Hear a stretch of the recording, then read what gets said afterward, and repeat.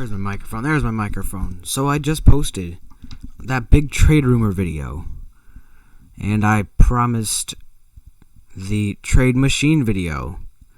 Look at this beautiful Photoshop right here, by the way. But let's get straight into the first trade. No talk. Just subscribe, leave a like. Here we are, first trade right now. Yep, no talk. Just getting right into it. We have a huge 5-team trade. Russell Westbrook going to the Knicks. Rockets get back 2 centers that can shoot threes. And Oladipo.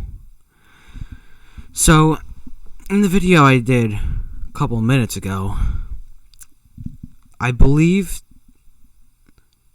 I recorded this video before I recorded the last video, so it feels weird saying I believe that Victor Oladipo had something to do with the video. Like, he told his teammates, or his teammate, he told other teams in front of his teammates that he wants to leave Indiana or something like that. So, we're shipping him off to Houston, where he'll play great with James Harden.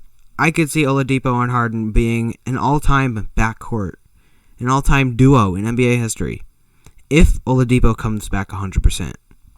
If he doesn't, then, well, maybe not, but it just fits so well. And then Miles Turner won't clog the floor for James Harden, and they still get the height. But why would the Pacers give up these two? What are they getting back in return?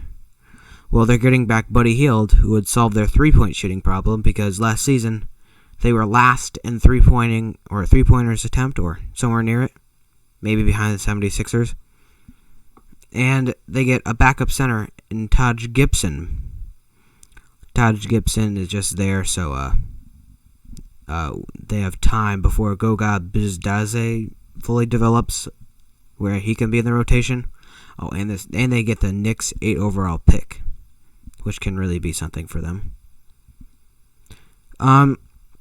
If the Pacers do this trade, then I would start to expect to maybe see a couple more trades that are pointing towards they want to rebuild.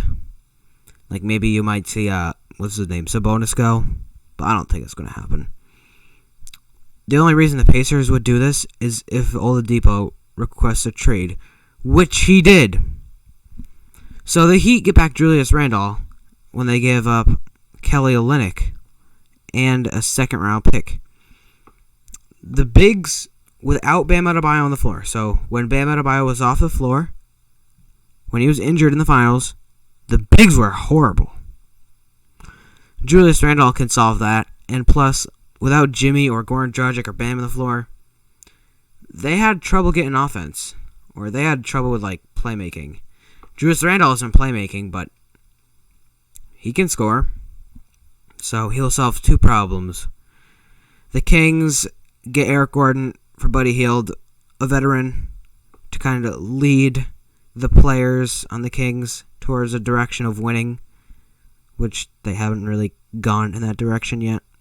And Buddy Hield does not want to be in Sacramento because the Kings decided to throw him on the bench for Bojan. That's a dumb decision. And Russell to the Knicks because the Knicks want a superstar and Westbrook wants out of Houston. Next trade, Chris Paul to the Suns. You've probably seen about 100,000 of these, so I'm not going to talk very long on this one. Mikal Bridges, he'll solve that small forward spot that they don't have once Paul George left, and before Paul George was there, they had Terrence Ferguson starting at shooting guard, so he could also solve that problem. Yeah, one more thing. They keep piling on draft picks. I don't know, nothing big there. You've probably heard a ton of those. Now, you probably haven't seen something like this yet. The Hawks want Drew Holiday, right? So they're getting Drew Holiday, but they're going to have to give up the 6th overall pick and Jeff Teague. Drew Holiday and Trae Young would be perfect in the backcourt together. It'd be just like the Harden and, the Harden and Oladipo duo. But better. But worse. Not better. My bad. I did not mean to say that. Trae Young won't have to guard the other team's best guard because They don't have a player on the Hawks that can guard a good guard. And Drew Holiday will take some of the offensive load off Trae Young's arms. So Trae Young will just have an easier time. Josh Richardson goes to the Pelicans with Wagner. Wagner, a better center that I think would fit better along Zion. Because Derek Favors obviously does not work with Zion. Because neither of them really shoot threes. And they get the 6th overall pick, which they can do something with. Maybe trade it or use it because their team is a very young team. The Wizards get Al Horford. So if you don't know, the Wizards are the worst defensive team in the league by far. Al Horford, before he went to Philadelphia, Al Horford was known as the Embiid stopper. The Embiid stopper. Does that tell you anything? Yeah, it tells you he can stop Embiid. It means he's good at defense. So they get a defensive player with the Wizards, or on the Wizards. And they get the 13th overall pick. Something nice, because they have to give up 2 players and get 1 back. 76ers solve their shooting issue and solve their backup playmaker issue. Because without Ben Simmons on the floor, it was a mess. When Simmons was not there, the series against, The series against Boston, they got swept. And they really shouldn't have gotten swept. Their team is just as talented, if not more talented than the Celtics. But they really had nobody to play in the backcourt. They had Shake Milton starting at point guard. He's not even a point guard. Whoa.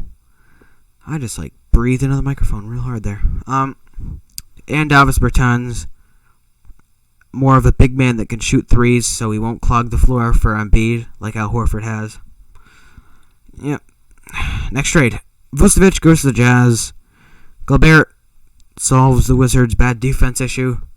The Magic get DeRozan in the 9th overall pick from the Wizards. And Aaron Gordon finally gets a change of scenery. I don't think the Spurs are getting back enough for what they're giving up.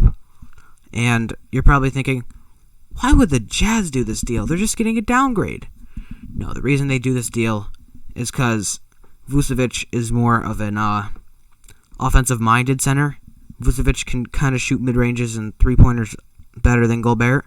So if, Donovan Mitchell going full speed at the hole, then Vucevic can back up out of the paint. And if their center double teams Donovan Mitchell, then you have Vucevic open who's going to hit the shot. With Rudy Gobert, he wouldn't hit the shot. So that's why they do this trade. And the Magic finally get Mo Bamba his playing time that he deserves. And Jonathan Isaac in the front court clears up. This has to be if DeRozan accepts a player option, which he will, because he's not getting another contract like this probably, because the salary cap for this season is a lot lower. Next trade, Milwaukee might lose Giannis. That's the truth. If Milwaukee does nothing, they're going to lose Giannis. If they don't try to get another star along Giannis, they're going to lose Giannis. He's going to leave because Milwaukee isn't trying to build around him. Now, CJ McCollum isn't quite like a superstar, but he's better than Eric Bledsoe. He would fit well next to Zion and Chris Middleton. Next to Giannis and Chris Middleton. There's no reason that the Bucks shouldn't do this trade. The Trailblazers have to break up the backcourt of CJ and Dame, but they do get back to DeRozan and Bledsoe, a player that can actually play defense, because CJ and Dame were not good defenders. Oh, by the way, this trade would only work if Hassan Whiteside does not re-sign with the Blazers, which he probably won't, which is why it says he re-signs to a 1-year, $2 million contract. Pretend that's not there. Okay, just pretend that's not there.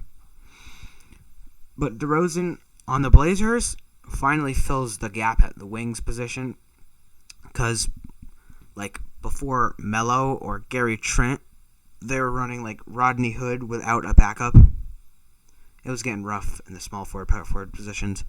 And the Spurs get younger. These two players right here. Get a first-round pick and Ersan Ilyasova. Nothing to go crazy about for the Spurs. Just getting ready to rebuild. Is that the... Yeah, that's the next trade. Alright, Goran Dragic, Kelly Olynyk, first-round pick for Russell Westbrook. I hate this trade. This is an awful trade. Why would the Rockets ever say yes to this, right? Well, this is just an idea of a trade.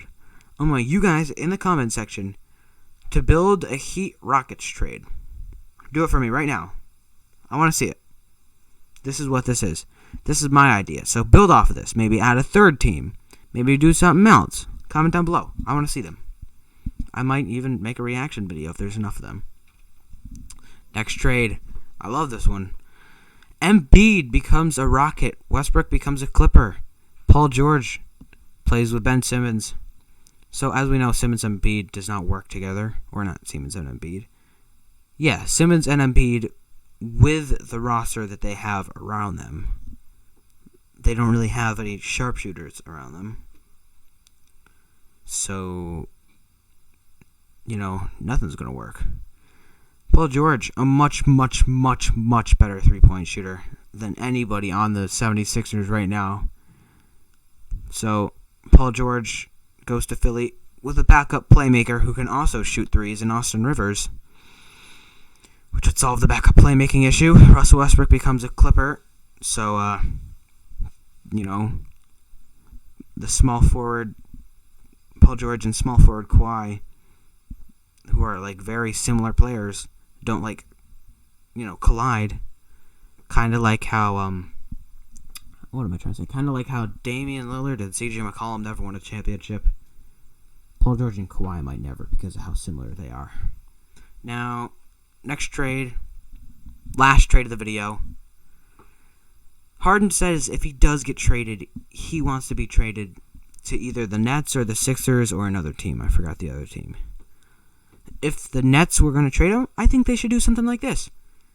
The Thunder finally fill that hole at small forward because they don't really have a small forward other than Luguentz Dort, who's right here. James Harden goes to the Nets. The Nets have to give up pretty much their whole bench, but that's okay because they're getting James Harden back. And the reason, why are you... What the heck am I saying? You're probably saying, why don't the Rockets just get LeVert? Well, that's because this pick right here. You see this pick? The Thunder have about 1 billion first-round draft picks right now. And the Nets don't. That's why I'm throwing LeVert to the Thunder. So the Thunder can give up first-round picks to the Rockets. And the Nets don't have to. And the Rockets do get 2 young players that, have a bit of potential. But, I don't know, man. Leave a like. Subscribe. Make your own trades on TradeNBA.com. I don't know. Just comment anything because that helps out the video a lot. See you later. Peace out, everybody. Why did I just say peace out? Don't do that again.